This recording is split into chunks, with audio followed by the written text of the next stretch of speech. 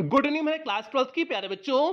आज हम लोग चलेंगे जो हम लोग की रिवीजन सीरीज की क्लास चल रही है इसकी 19वीं और अंतिम क्लास की तरफ आगे बढ़ेंगे। तो भैया आज आपकी रिवीजन सीरीज की ये अंतिम क्लास है। इसके बाद आपकी रिवीजन सीरीज की कोई क्लास नहीं होगी, क्योंकि अभी तक रिवीजन सीरीज की जितनी भी क्लास चली है उसमें आपका ग्रामर पूरी तरह से कंप्लीट हो गया है और आज आपका लिटरेचर भी पूरी तरह से कंप्लीट हो जाएगा। तो इसलिए भैया आज की इस अंतिम क्लास में हम लोग चलते हैं और इस रिवीजन सीरीज की अंतिम क्लास में आज हम लोग विस्तार के सभी important long answer type question को कवर करेंगे। और आज की इस एक क्लास से आपकी बोर्ड परीक्षा में 7 नंबर पक्के हो जाएंगे। और 7 नंबर कैसे पक्के होंगे, यहां पर आप लोग सिलेबस देख सकते हैं। तो सिलेबस में देखिए आपका नीचे विस्तार सप्लीमेंट्री रीडर लिखा गया है, उसमें देखिए 11वां और अंतिम पॉइंट आपका दिए हुए हैं one long answer type question. Means आपकी बोर्ड परीक्षा में विस्तार से एक लॉन्ग आंसर टाइप क्वेश्चन पूछा जाएगा और ये कितने नंबर का होगा, 7 नंबर का होगा। इसलिए हमने कहा कि आज की इस एक क्लास से आपकी बोर्ड परीक्षा में 7 नंबर पक्के हो जाएंगे, क्योंकि विस्तार के जितने भी important long answer type question हैं सभी प्रश्नों को आज की इस क्लास में शामिल किए हुए हैं। और अभी तक रिवीजन सीरीज की जितनी भी क्लासेस दी गई हैं सभी क्लासेस आपके लिए मोस्ट इंपॉर्टेंट क्लासेस हैं। तो इसलिए यदि आपकी कोई भी क्लास छूटी हो तो आप चैनल की प्लेलिस्ट में जाएंगे, तो वहां पर आपको क्लास 12th रिवीजन सीरीज 2023-24 करके प्लेलिस्ट मिल जाएगी। उस प्लेलिस्ट में अभी तक जितनी भी क्लासेस चली हुई हैं मींस टोटल आपकी रिवीजन सीरीज की 19 क्लासेस उसमें आपको मिल जाएंगी। और उन 19 क्लासेस को आप क्या कर लेंगे, कवर अच्छी तरह से कवर कर लेंगे, उसे कई बार उसे देख लेंगे, आपका पूरा काम हो जाएगा। यहीं से आपकी बोर्ड परीक्षा में पूछा जाएगा। तो भैया ये काम आप लोग क्या कर लेंगे, कर लेंगे। अब जल्दी से हम लोग आज की इस क्लास से कनेक्ट होते हैं। और क्लास पे चलने से पहले जो भी प्यारे बच्चे चैनल पे पहली बार आए हैं चैनल को सब्सक्राइब कर लें, वीडियो को लाइक कर दें और क्लास 12th के सभी प्यारे बच्चों में वीडियो को शेयर कर दें। और जो भी बच्चे अभी तक क्रैश कोर्स में एडमिशन नहीं लिए हुए हैं और यदि आप क्रैश कोर्स में एडमिशन लेना चाहते हैं तो आप जो है 99 रुपए, केवल इस समय क्रैश कोर्स की फीस 199 से कम करके 99 रुपए कर दी गई है। तो 99 रुपए पे करके आप क्रैश कोर्स में एडमिशन ले सकते हैं। क्रैश कोर्स में केवल 20 क्लासेस दी गई हैं। 20 क्लास में आपका ग्रामर प्लस लिटरेचर पूरी तरह से कंप्लीट कर दिया गया है। तो भैया अब क्लास से कनेक्ट होते हैं, इसके बारे में पूरा प्रोसेस आपको क्लास के अंत में बता दिया जाएगा। अब यहां पर देखिए आपका चैप्टर 1 क्वेश्चंस लिखा गया है।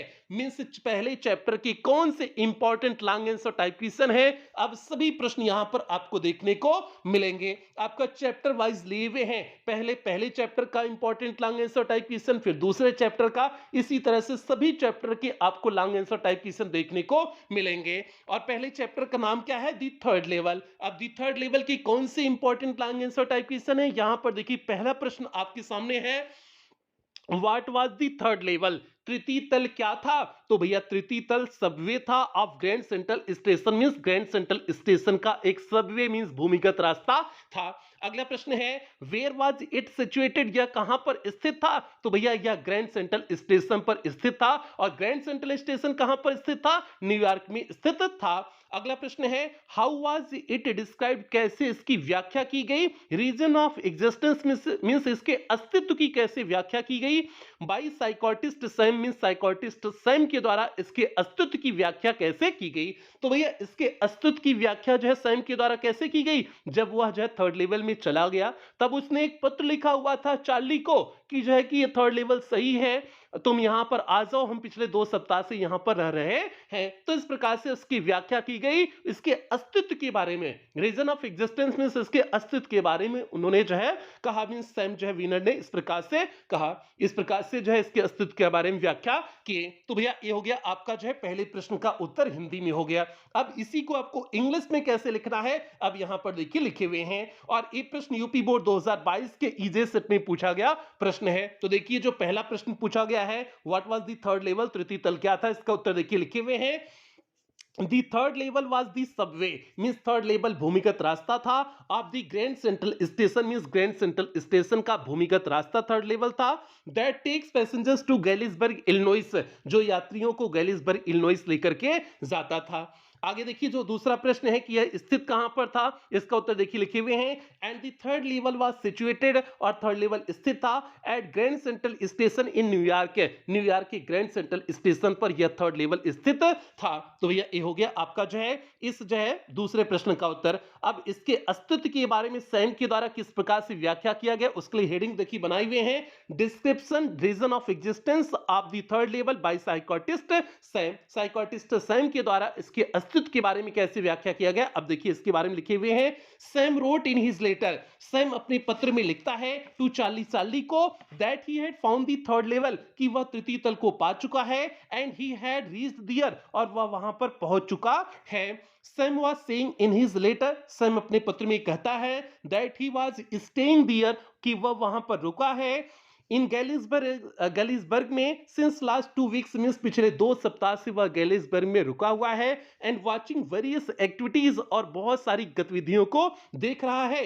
ही इनवाइट्स, वह आमंत्रित करता है both Charlie and his wife Louisa there, means Charlie और उसकी पत्नी लुइसा दोनों को वहां पर आमंत्रित करता है। तो इस प्रकार से इस थर्ड लेवल के अस्तित्व के बारे में सैम के द्वारा व्याख्या किया गया। तो भैया ये हो गया आपका इस पहले important long answer type question का उत्तर। एक बार और उत्तर देख लीजिए, उसके बाद हम लोग दूसरे important long answer type question की तरफ आगे बढ़ेंगे। प्रश्न का उत्तर कुछ इस तरह से, the third level was the subway of the Grand Central Station that takes passengers to Galesburg, Illinois, and the third level was situated at Grand Central Station in New York. Description reason of existence of the third level by psychiatrist Sam, heading हो गया। इसमें देखिए लिखे हुए हैं Sam wrote in his letter to Charlie that he had found the third level and he had reached there. Sam was saying in his letter that he was staying there in Galesburg since last 2 weeks and watching various activities. He invites both Charlie and his wife Luisa there. आगे बढ़ते हैं दूसरे प्रश्न में, और जल्दी से सभी प्यारे से वीडियो को लाइक कर दें, क्लास 12 के सभी बच्चों में वीडियो को शेयर कर दें। अब यहां पर देखिए आपके सामने दूसरा important long answer type question है, और ये भी प्रश्न यूपी बोर्ड 2023 के एबी सेट में पूछा गया प्रश्न है। प्रश्न क्या है, describe the third level, means third level की व्याख्या करिए as per Charlie, means Charlie के अनुसार, चार्ली के अनुसार थर्ड लेवल की व्याख्या करना है। तो चार्ली ने कैसे थर्ड लेवल की व्याख्या किया था कि वह वहां पर थर्ड लेवल पे गया और वहां पर जो है लोगों को पुराने कपड़े पहने हुए देखा, और ओल्ड लोकोमोटिव देखा, न्यूज़पेपर देखा, सारी चीजों का आपको लिखना है, ग्लासेस पैटर्न देखे, सारी चीजों को लिख देने हैं। अगला प्रश्न है what did he do to make sure that he was in 1894, वह 1894 में है, इस चीज को निश्चित करने के लिए इसने क्या किया, तो भैया न्यूज़पेपर बेचने वाले लड़के के पास गया था और वहां पर न्यूज़पेपर की स्टैक मींस ढेर को देखा, तो वहां पर दी वर्ल्ड न्यूज़पेपर देखा। दी वर्ल्ड न्यूज़पेपर जो इस समय आधुनिक समय में प्रकाशित नहीं हो रहा था, पहले प्रकाशित हो रहा था। तो ये हो गया। अगला, why did he want to buy tickets, वह टिकट क्यों खरीदना चाहता था, तो भैया गैलिसबर्ग इलिनॉइस जाने के लिए वह टिकट खरीदना चाहता था। तो इसमें 3 प्रश्न पूछे गए हैं, तीनों प्रश्न का उत्तर देखिए एक एक करके लिखाए हुए हैं। अब ये जो पहला प्रश्न पूछा गया है कि थर्ड लेवल चार्ली के अनुसार कैसे व्याख्या किया गया, इसका उत्तर देखिए लिखे हुए हैं। When Charlie entered to the third level, जब चार्ली थर्ड लेवल में प्रवेश किया, he saw the people wearing old fashioned dress, उसने देखा लोगों को पुराने जमाने के कपड़े पहने हुए, ड्रेस पहने हुए लोगों को देखा, एंड ओल्ड लोकोमोटिव, और एक पुराना लोकोमोटिव रेल का इंजन देखा। न्यूज़पेपर डेटेड जून 11 1894, और 11 जून 1894 डेट का न्यूज़पेपर देखा। ब्रास स्पीटन्स मींस जो है ब्रास का थुकदान देखा। फ्लिकरिंग गैस फ्लेम्स लाइट देखा, एंड मेनी अदर थिंग्स, और बहुत अन्य सारी चीजों को देखा। टू मेक श्योर, पहले प्रश्न का उत्तर हो गया, और निश्चित होने के लिए कि वह 1894 में है, वह उसने क्या किया, इसका उत्तर देखिए लिखे हुए हैं। टू मेक श्योर, निश्चित होने के लिए, Charlie walked over to a newsboy, Charlie एक पेपर बेचने वाले लड़के के पास गया, and glanced at the stack of papers at his feet, और उसके पैर पर जो पेपर का ढेर था उसने उस पर अपनी नजर दौड़ाई।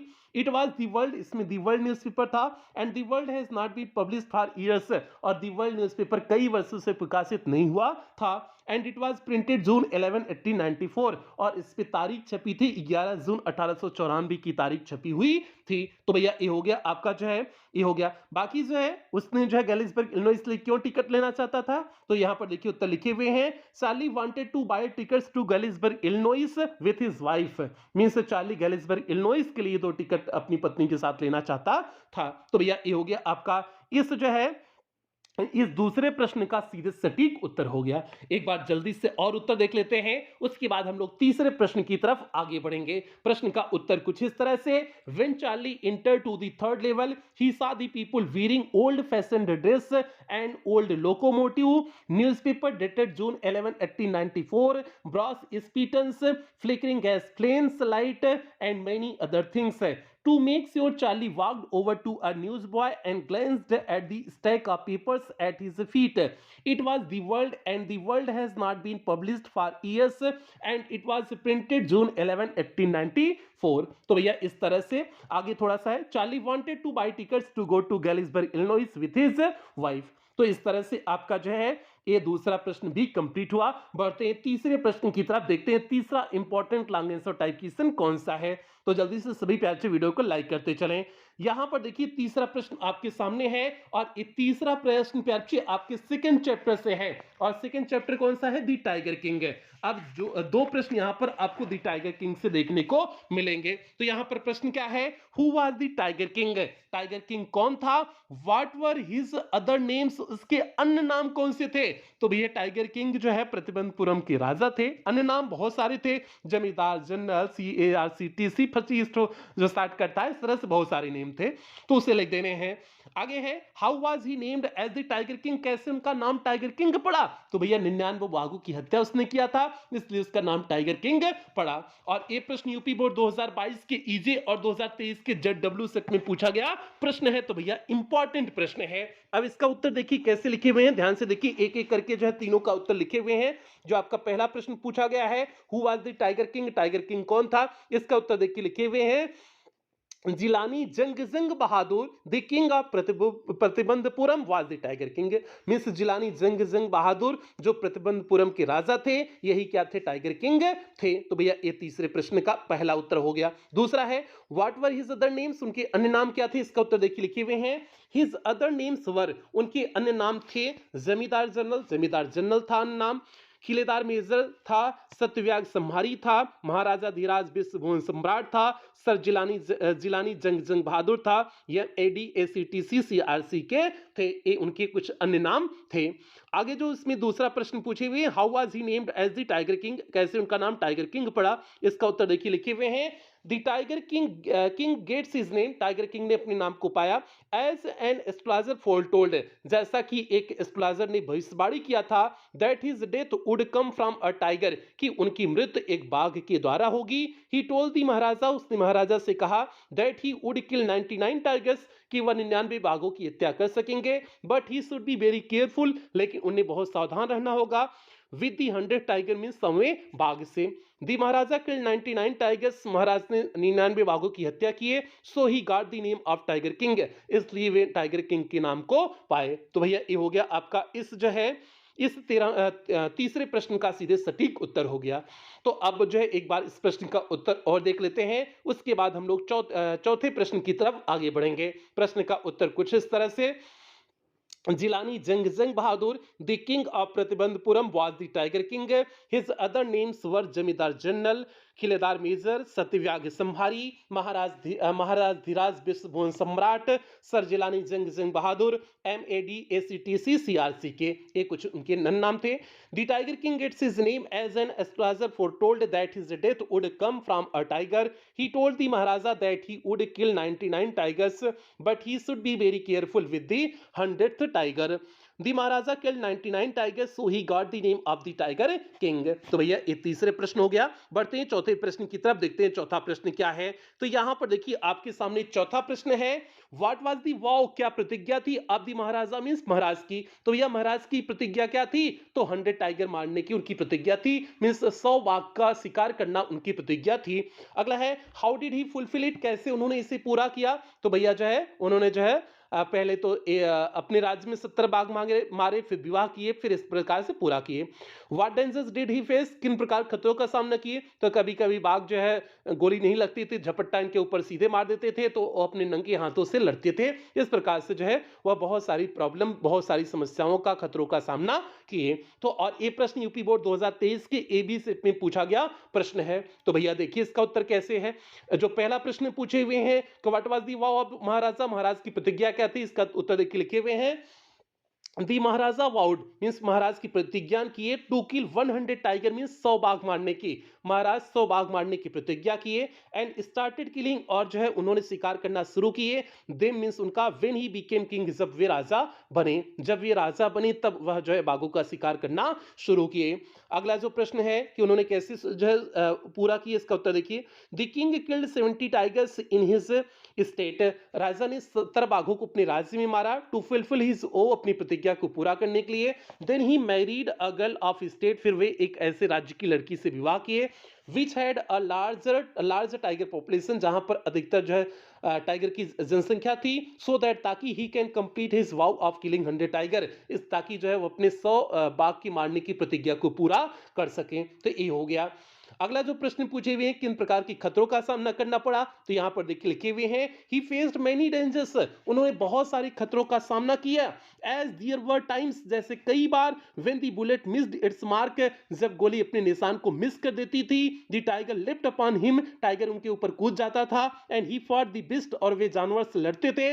With his bare hands, means अपने नंगे हाथों से ही वे जानवर से लड़ जाते थे। तो इस प्रकार उन्हें कई बार इन सारे खतरों का सामना करना पड़ा था। तो भैया ये हो गया आपका इस चौथे प्रश्न का सीधे सटीक उत्तर हो गया। एक बार और उत्तर देखिए, उसके बाद हम लोग पांचवें प्रश्न की तरफ आगे बढ़ेंगे। प्रश्न का उत्तर कुछ इस तरह से। The Maharaja vowed to kill 100 tiger and started killing them when he became king. The king killed 70 tigers in his state to fulfill his vow. Then he married a girl of a state which had a large tiger population so that he can complete his vow of killing 100 tiger. He faced many dangers as there were times when the bullet missed its mark. The tiger leapt upon him and he fought the beast with his bare hands. तो भैया ये हो गया। आगे बढ़े पांचवें प्रश्न की तरफ। एक बार जल्दी से सभी प्यारे वीडियो को लाइक कर दें और क्लास 12 के सभी बच्चों में वीडियो को शेयर कर दें। अब यहां पर देखिए पांचवा प्रश्न आपके सामने है, चैप्टर नंबर 3 से है। तीसरा चैप्टर कौन सा है? Journey to the end of the earth. अब इस journey to the end of the earth से आपका पांचवा प्रश्न है। प्रश्न क्या है? What was the student on ice program? Student on ice program क्या था? व्हाट वाज इट्स एम, इसका उद्देश्य क्या था? Why it became a successful program, यह सफल प्रोग्राम क्यों हुआ? तो भैया ये प्रश्न यूपी बोर्ड 2022 के ईडीएस सेट में पूछा गया प्रश्न है। तो स्टूडेंट ऑन आइस प्रोग्राम क्या था? तो स्टूडेंट ऑन आइस प्रोग्राम एक रिसर्च प्रोग्राम था जिसका नेतृत्व कैनेडियन जियो ऑफ ग्रीन के द्वारा किया गया। इसका उद्देश्य था बच्चों को अपॉर्चुनिटी अवसर देना संसार को चीजों के सीखने के बारे में, और सफल इसीलिए हुआ क्योंकि यह अवसर प्रदान करता था। तो अब देखिए इस प्रकार प्रश्न का उत्तर एक एक करके कैसे लिखे हुए हैं। जो पहला पूछा गया है कि स्टूडेंट ऑन आइस प्रोग्राम क्या था, इसका उत्तर देखिए लिखे हुए हैं। Student on ice was a research program, एक जो है रिसर्च प्रोग्राम था। हेडेड बाय, इसका नेतृत्व किया गया by Canadian Geoff Green, Canadian Geoff Green के द्वारा इसका नेतृत्व किया गया। आगे है its aim was to provide the student, इसका उद्देश्य था छात्रों को प्रदान करना एंड एम्पल अपॉर्चुनिटी, पर्याप्त अवसर to understand Antarctic continent, means Antarctic continent को समझने के लिए अवसर प्रदान करना इसका उद्देश्य था। एंड हाउ ग्लोबल टेम्परेचर, और कैसे जो है वैश्विक तापमान can be a big threat to the human existence, मानव अस्तित्व के लिए खतरा हो सकते हैं। तो इसका भी जो है इसको भी ज्ञान प्रदान करने के लिए, इसका अवसर प्रदान करने के लिए ही, इसके बारे में समझदारी देने के लिए ही इसका जो है यही उद्देश्य था। आगे है it became a successful program, यह सफल प्रोग्राम हुआ बिकॉज, क्योंकि इट ऑफर्स, इसने प्रदान किया the future generation of policy maker, means policy maker की भविष्य की जनरेशन को अ लाइफ चेंजिंग एक्सपीरियंस, एक जीवन बदल देने वाले अनुभव प्रदान किया। एट एन एज, उस अवस्था में, व्हेन दे आर रेडी, जब वे तैयार होते हैं, टू ऑब्जर्व, ग्रहण करने के लिए, लर्न, सीखने के लिए, and most importantly act, means उसे अपने कार्य में लाने के लिए, बहुत महत्वपूर्ण रूप से उसे अपने कार्य में लाने के लिए। तो भैया ये हो गया आपका इस पांचवें प्रश्न का सीधे सटीक उत्तर हो गया। एक बार और उत्तर देखेंगे, उसके बाद हम लोग छठे प्रश्न की तरफ आगे बढ़ेंगे। प्रश्न का उत्तर कुछ इस तरह से। Student on Ice was a research program headed by Canadian Zoo of Green. Its aim was to provide the students an ample opportunity to understand the Antarctic continent and how global temperature can be a big threat to human existence. It became a successful program because it offers the future generation of policymakers a life-changing experience at an age when they are ready to observe, learn, and most importantly act. तो भैया ये हो गया। आपका 5वां प्रश्न है। अब आगे बढ़ते हैं छठवें प्रश्न पर। 5 प्रश्न हो गए, 5 प्रश्न और बचे हुए हैं। ठीक है, 20 से 22 23 मिनट की क्लास और बची है। ठीक है, तो जल्दी से वीडियो को लाइक और शेयर कर दें। अब यहाँ पर देखिए आपके सामने छठा प्रश्न है और छठा ये प्रश्न आपके सामने जो है जो आपका चैप्टर नंबर 4 है दी इनमी। अब दी इनमी से आपके प्रश्न देखने को मिलेंगे। अब देखिए दी इनमी से कौन सा प्रश्न इंपॉर्टेंट है। पहला प्रश्न है इसमें, who was doctor Sadao. Doctor Sadao कौन थे? तो भैया डॉक्टर सदाउ जापानीज सर्जन और साइंटिस्ट थे। अगला है, how did he meet Hana and marry to her. कैसे वे हाना से मिलते हैं, विवाह करते हैं? तो भैया हाना से वे अमेरिका में एक प्रोफेसर के घर पर मिलते हैं। अगला है, who played an important role in their marriage. कौन उनके विवाह में जो है एक महत्वपूर्ण भूमिका निभाता है? तो उनके पिता निभाते हैं। हाउ कैसे? क्योंकि जब तक वे हाना को देख नहीं लेते हैं तब तक शादी के लिए स्वीकृति नहीं देते हैं। तो इस प्रकार से इनमें 3-4 प्रश्न पूछे गए हैं। आप एक एक करके सभी उत्तर लिख दोगे। और ये प्रश्न यूपी बोर्ड 2022 की ईएफ सेट में पूछा गया प्रश्न है। जो पहला प्रश्न पूछा गया, हुआ डॉक्टर सदाउ, इसका उत्तर देखिए लिखे हुए हैं, सदाउ वाज अ जापानीज सर्जन। सदाउ एक जापानीज सर्जन थे एंड साइंटिस्ट और वैज्ञानिक थे। तो सदाउ एक जापानीज सर्जन और साइंटिस्ट वैज्ञानिक थे। तो भैया ये हो गया पहले प्रश्न का उत्तर। और वे हाना से कैसे मिले, इसका उत्तर देखिए लिखे हुए हैं, ही मेट हाना, वे हाना से मिले इन अमेरिका, अमेरिका में, एट अ प्रोफेसर हाउस, में एक प्रोफेसर के घर पर। वे हाना से अमेरिका में एक प्रोफेसर के घर पर मिले। But Sadao had waited to fall in love, लेकिन सदाउ जो है प्रेम में पड़ने का तब तक इंतजार किए, विथ हर मींस उनके, until he was sure she was Japanese, जब तक उन्हें निश्चित नहीं हो गया कि वह एक जापानीज है तब तक उनके प्रेम में पड़ने के लिए वह इंतजार किए। Doctor Sadao's father played an important, अब कौन उनकी शादी में जो है एक महत्वपूर्ण भूमिका निभाया और कैसे, अब इसका उत्तर यही लिखे हुए हैं, doctor Sadao's father played an important role in their marriage. Doctor Sadao उनके विवाह में एक महत्वपूर्ण भूमिका निभाए, बिकॉज क्योंकि his father would never have received her unless she had been pure in her race, क्योंकि उनके पिता तब तक नहीं स्वीकार करते जब तक वह जो है उनकी जात की ही नहीं होती। Doctor Sadao and Hana finish their work at school. Doctor Sadao और हाना ने अपने स्कूल पर स्कूल का अपना कार्य पूरा किया। And had come home to Japan, और जापान अब वापस आ गए। And when his father had seen her, और जब उनके पिता ने उन्हें देखा, the marriage had been arranged in the old Japanese way, तो शादी जो है पुराने जापानीज तरीके से शादी की व्यवस्था किया गया। Doctor Sadao and Hana were perfectly happy. Doctor Sadao और हाना पूरी तरह से खुश थे। तो भैया ये हो गया आपका जो है इस जो है छठे प्रश्न का सीधे सटीक उत्तर हो गया। एक बार और उत्तर देखेंगे, उसके बाद हम लोग 7वें प्रश्न की तरफ आगे बढ़ेंगे। प्रश्न का उत्तर कुछ इस तरह से, Sadao was a Japanese surgeon and scientist. He met Hana in America at a professor's house, but Sadao had waited to fall in love with her until he was sure she was a Japanese. Dr. Sadao's father played an important role in their marriage because his father would never have received her unless she had been pure in her race. Dr. Sadao and Hana finished their work at school and had come home to Japan. And when his father had seen her, the marriage had been arranged in the old Japanese way. Doctor Sadao and Hana were perfectly happy. तो भैया ये हो गया इस प्रश्न का सटीक उत्तर। बढ़ते हैं 7वें प्रश्न की तरफ, देखते हैं 7वां प्रश्न क्या है। यहां पर देखिए 7वां प्रश्न आपके सामने है, trace the background means background लिखिए। आप दी स्टोरी मींस इस कहानी का, दी इनमी कहानी के बैकग्राउंड की मींस भूमिका, पृष्ठभूमि को लिखिए। And how it created difficulties, और कैसे यह मुश्किलात पैदा की for doctor Sadao Hoki and his wife, doctor Sadao Hoki और उनकी पत्नी के लिए। तो आपको 60वीं कुल मिला के कहानी लिख देना है। और ये प्रश्न यूपी बोर्ड 2023 के जेडीएक्स और जेडजेड सेट में पूछा गया और 2022 के ईएच सेट में पूछा गया प्रश्न है। तो भैया इंपॉर्टेंट है। आप देखिए इसका उत्तर कैसे लिखे हुए हैं, इसका कहानी क्या है इनमी का, देखिए लिखे हुए हैं, doctor Sadao was an expert surgeon. Doctor Sadao एक दक्ष सर्जन थे and a perfect human being, और एक अच्छे व्यक्ति थे।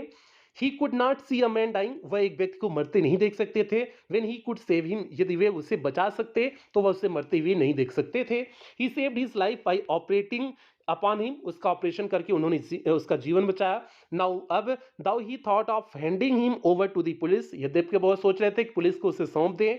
He could not do so, वह ऐसा नहीं कर पाए। इंस्टीड, इसके बजाय, ही हेल्प द सोल्जर, उन्होंने उस सैनिक की मदद किए। टू एस्केप सीक्रेटली मींस छिप करके बचने में उसकी मदद किए। अकॉर्डिंग टू द सर्वेंट, नौकरों के अनुसार, it was an act of treason, यह एक देशद्रोह का कार्य था। नौकरों के अनुसार यह एक देशद्रोह का कार्य था। सो इसलिए the servants decided to leave of the house, इसलिए नौकरों ने जो है घर छोड़ने का निश्चय किए, मींस निर्णय किए। तो भैया ये हो गया आपका जो है इस 7वें प्रश्न का सीधे सटीक उत्तर हो गया। एक बार और उत्तर देख लीजिए, उसके बाद हम लोग 8वें प्रश्न की तरफ आगे बढ़ेंगे। प्रश्न का उत्तर कुछ इस तरह से, Dr. Sadao was an expert surgeon and a perfect human being. He could not see a man dying when he could save him. He saved his life by operating upon him. Now, thou he thought of handing him over to the police. He could not do so. Instead, he helped the soldier to escape secretly. According to the servant, it was an act of treason. So the servants decided to leave of the house. तो भैया ये हो गया आपका 7वां प्रश्न हो गया। अब 8वें प्रश्न की तरफ बढ़ते हैं, देखते हैं 8वां प्रश्न क्या है। तो भैया यहां पर देखिए 8वां प्रश्न आपके सामने है। 8वां प्रश्न आपकी चैप्टर 5 से है। चैप्टर 5 का नाम क्या है प्यारे बच्चे? On the face of it. अब अगला प्रश्न on the face of it से है, ठीक है, on the face of it से 8वां प्रश्न है। उसके बाद 2 प्रश्न बचेंगे। 2 प्रश्न आपका अगले चैप्टर मेमोरीज ऑफ चाइल्डहुड से होगा। अब 8वां प्रश्न क्या है? हु वाज डेरी, डेरी कौन था? व्हाट वाज हिज प्रॉब्लम, उसकी समस्या क्या थी? तो भैया डेरी एक 14 वर्ष का लड़का था, उसकी समस्या यह थी कि उसका चेहरे का एक भाग जल गया था। आगे, what behaviour had he to face from others, अन्य लोगों से कौन से व्यवहार का सामना उसे करना पड़ता था? तो भैया कुछ लोग उसे धिक्कारते थे, कुछ लोग उससे दूर भागते थे, कुछ लोग उस पर दया दिखाते थे। आगे है, what had his thinking been, उसके विचार क्या बन गए थे? तो भैया वह निराश रहने लगा था, अकेला रहने लगा था, उसे लगने लगा था कि उसे कोई प्रेम नहीं करता है, वह पूरी तरह से जिंदगी में अकेला है, ऐसा उसका विचार बन गया था। तो इसमें 4 प्रश्न पूछे गए हैं, चारों प्रश्न का उत्तर आपको एक एक करके बताएंगे। तो देखिए जो पहला प्रश्न जो पूछा गया, हु वाज डेरी, डेरी कौन था, इसका उत्तर देखिए लिखे हुए हैं। Derry was a young 14 years boy, Derry एक नौजवान जो है 14 वर्ष का लड़का था। Who came to mister Lamb's garden, जो मिस्टर लैम के बगीचे में आ गया था। और उसकी समस्या क्या थी? देखिए इसमें लिखे हुए हैं, हिज प्रॉब्लम वाज दैट, उसकी समस्या थी कि one side of his face had been burn by acid, उसका जो है चेहरे का एक तरफ का भाग जो है एसिड से जल गया था, ये उसकी समस्या थी। अब जो है लोगों का किस प्रकार से व्यवहार उससे सामना करना पड़ता था, इसका देखिए उत्तर लिखे हुए हैं। ड्यू टू अगली फेस, इस बदसूरत चेहरे के वजह से, कारण से, पीपुल आइदर इग्नोर्ड हिम, लोग उसे या तो इग्नोर कर देते थे, और हैड पीटीड हिम, या फिर उस पर दया दिखाते थे। Some even made fun of him, कुछ तो उसका मजाक भी बनाते थे। एंड कॉल्ड हिम अगली, और उसे बदसूरत कहते थे। एंड द डेविल, और जो है शैतान कहते थे। दे वर स्केयर्ड ऑफ हिम, वे उससे डरते थे। तो भैया ये हो गया। आगे है उसके विचार शुरुआत में क्या थे उसे लिखना है। तो इन द बिगिनिंग, शुरुआत में, डेरी वाज होपलेस, डेरी निराश था। डिसअपॉइंटेड एंड सैड, उदास था। एलोन, अकेला था। But after meeting to mister Lamb, लेकिन मिस्टर लैम से मिलने के बाद, he becomes a totally change personality, उसका व्यक्तित्व ही पूरी तरह से बदल गया। Who wants to live life contentfully, जो अपने जीवन को संतोषजनक ढंग से जीना चाहता था। Mister Lamb motivates Derry, mister Lamb Derry को मोटिवेट करते हैं बाय टेलिंग हिम, उसे बताते हुए, not to focus on the shortcomings of life, कि जीवन की कमियों पर वह ध्यान न दे। एंड हिज हैंडीकैप, उसकी अपंगता पर ध्यान न दे। इंस्टीड ऑफ इट, इसके बजाय, he should try to enjoy the blessing of life, उसे जीवन के वरदान का आनंद उठाना चाहिए। तो भैया ये हो गया आपका इस 8वें प्रश्न का सीधे सटीक उत्तर। एक बार और देखिए, उसके बाद हम लोग बढ़ेंगे 9वें प्रश्न की तरफ। प्रश्न का उत्तर कुछ इस तरह से, Derry was a young 14 years boy who came to mister Lamb's garden. His problem was that one side of his face had been burned by acid. Due to ugly face, people either ignored him or had pitied him. Some even made fun of him and called him ugly and the devil. They were scared of him. In the beginning, Derry was hopeless, disappointed, sad, alone. But after meeting to Mr. Lamb, he becomes a totally changed personality who wants to live life contentfully. Mr. Lamb motivates Derry by telling him not to focus on the shortcomings of life and his handicap. Instead of it, he should try to enjoy the blessings of life. तो भैया ये हो गया इस प्रश्न का उत्तर हो गया। बढ़ते हैं नवे प्रश्न की तरफ और ये नवा प्रश्न प्यारे बच्चे आपके चैप्टर 6 से है। चैप्टर 6 कौन सा है? Memories of childhood. अब दो प्रश्न आपका चैप्टर 6 मेमोरीज ऑफ चाइल्डहुड से है। नवा प्रश्न क्या है? नवा प्रश्न ध्यान देखें। What special way of dining did Z class of find there? Z class ने वहां पर खाने का कौन सा तरीका देखी? तो भैया खाने का वहां पर पहली घंटी बजती थी तो लोगों को जाना होता था टेबल के पास, पहली कुर्सी खींचना होता था और दूसरी घंटी में बैठना होता था, तीसरी घंटी में खाना प्रारंभ करना होता था। तो ये वहां पर देखी थी। अगला है व्हाट डिड जुडविन टेल हर? जुडविन ने उससे क्या बताया? तो भैया जुडविन ने उसके बताया कि उसने छिप करके सुना है कि उसके बाल को सिंगल कर दिए जाएंगे, मींस छोटे छोटे कर दिए जाएंगे। आगे है how did Z class try to escape herself? Z class कैसे बचने का प्रयास करती है? तो भैया छिप करके बचने का, एक डार्क रूम में मींस अंधेरे कमरे में छिप करके बचने का वह प्रयास करती है। तो इसमें तीन प्रश्न पूछे गए, तीनों प्रश्न का उत्तर आपको एक एक करके बताते हैं। जो पहला प्रश्न पूछा गया डाइनिंग मींस वहां पर खाने का तरीका क्या था, तो इसका उत्तर देखिए लिखे हुए हैं the tables and chairs were arranged in the dining room. Means खाना खाने वाले कमरे में टेबल्स और कुर्सियां पूरी तरह से व्यवस्थित थी। A small bell was tapped, एक छोटी घंटी बजी and each of the student, और प्रत्येक छात्र ड्रू ऑफ अ चेयर, एक कुर्सी निकाला from under the table, table के नीचे से, और प्रत्येक छात्र ने टेबल के नीचे से एक कुर्सी निकाला। Zitkala also pulled out the chair, Zitkala Sa ने भी कुर्सी को बाहर निकाला एंड सेट डाउन, और उस पर बैठ गई। बट सी नोटिस दैट, लेकिन उन्होंने ध्यान दिया that all others were standing, कि सभी अन्य खड़े हैं, बट सी वाज सिटिंग, लेकिन वह बैठी हुई थी। She began to rise up, वह उठना प्रारंभ करती हैं, बट सून, लेकिन जल्दी ही the second bell was tapped, दूसरी घंटी बजती है। All were seated at last, अंत में सभी बैठ जाते हैं। She heard a man's voice, वह एक व्यक्ति की आवाज को सुनती है।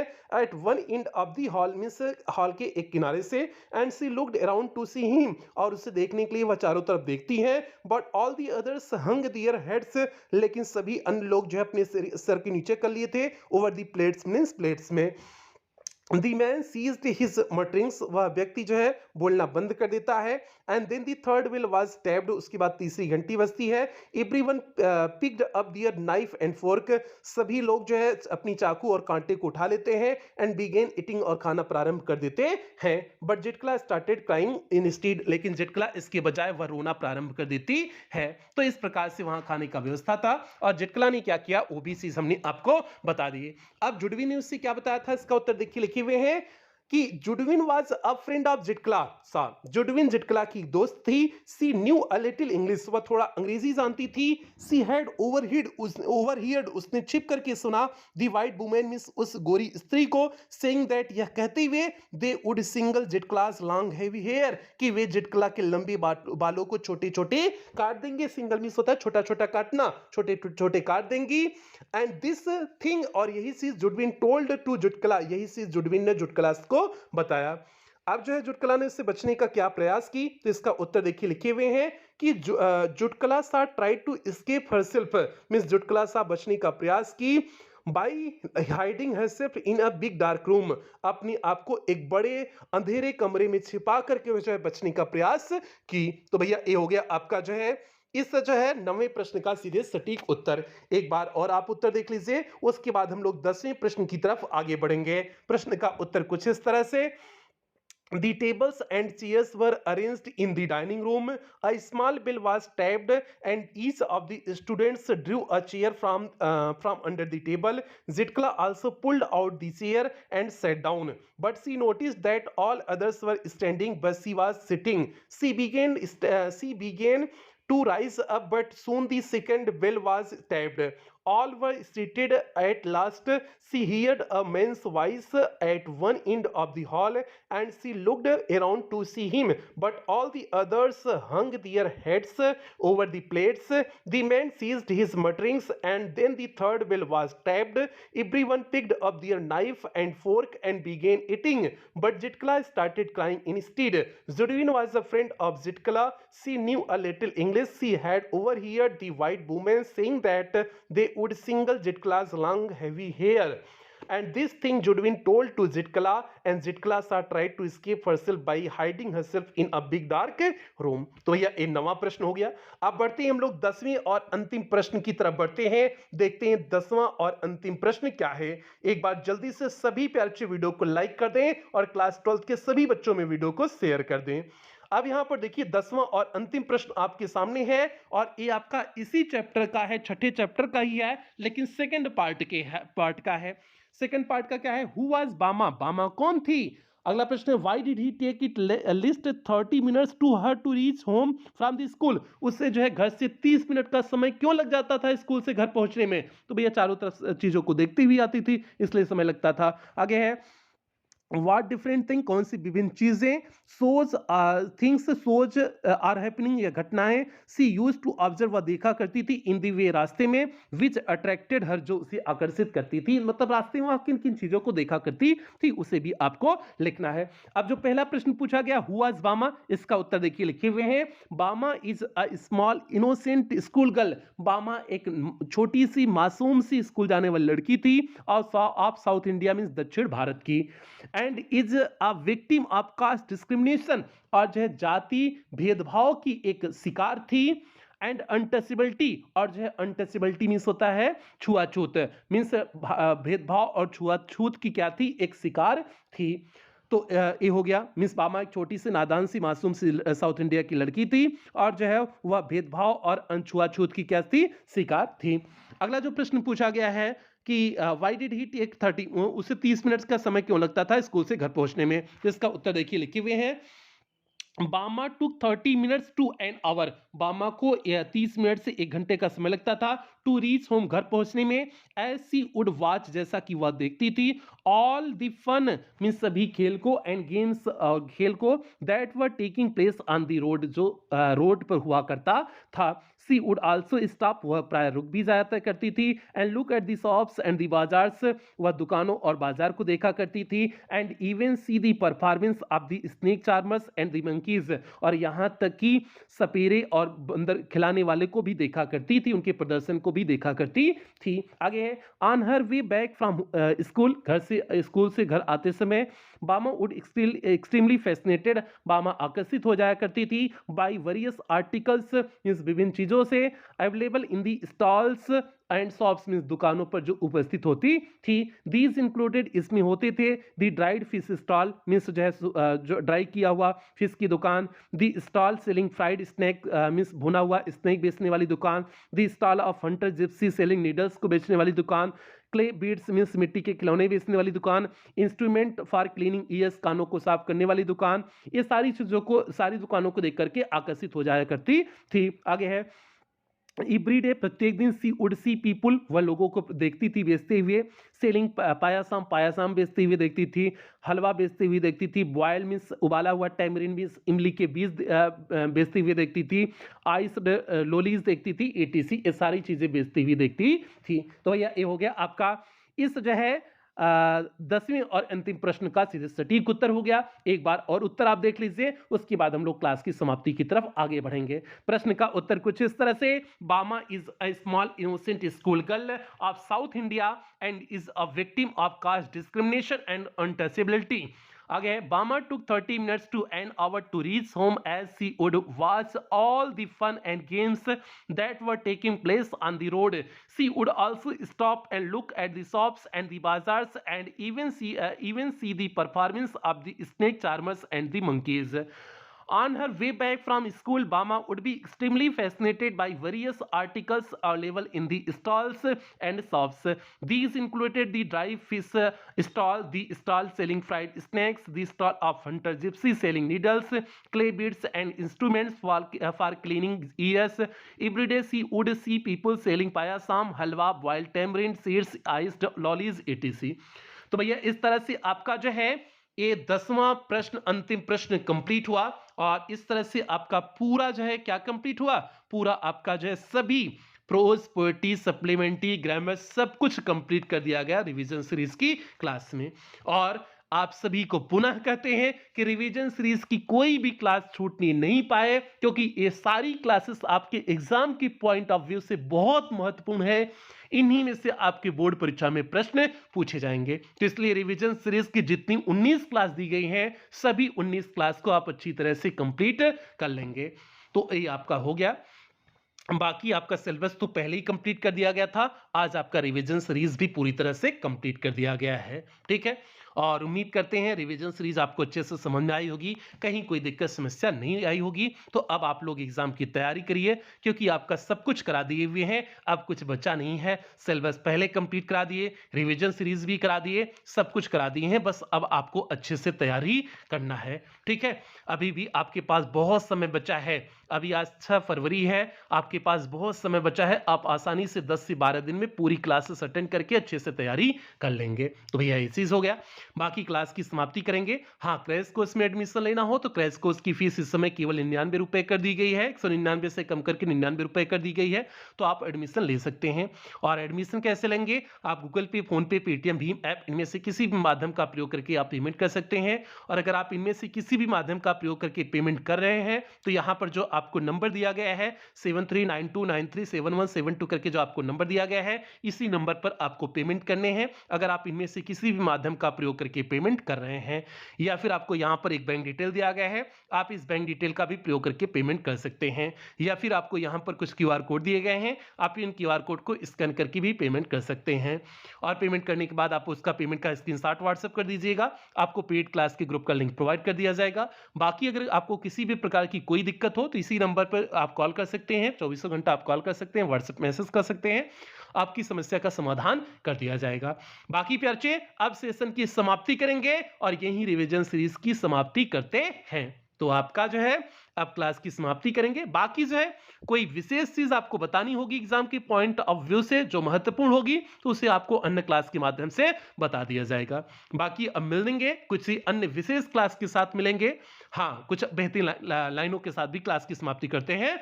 हद में रह करके कभी कामयाबी नहीं मिलती, जीत के लिए हद पार करनी पड़ती है। इसलिए प्यारे, अगर आपको एग्जाम में अच्छे मार्क्स लाने हैं तो दिन रात करके एक करके मेहनत करना होगा। और यही सभी बच्चों से उम्मीद करते हैं। जो भी आपके पास समय बचा है उस सही समय का सदुपयोग करते हुए पूरी ईमानदारी से मेहनत करें, ताकि इस बार की बोर्ड परीक्षा के आप टॉपर बन सकें। तो यही उम्मीद करते हैं, इन उम्मीदों के साथ सेशन की समाप्ति करते हैं। मिलते हैं किसी अन्य इंपॉर्टेंट क्लास के साथ जो आपके लिए महत्वपूर्ण होगी। तब तक आप लोग अपना ध्यान रखें, अपने परिवार का ध्यान रखें।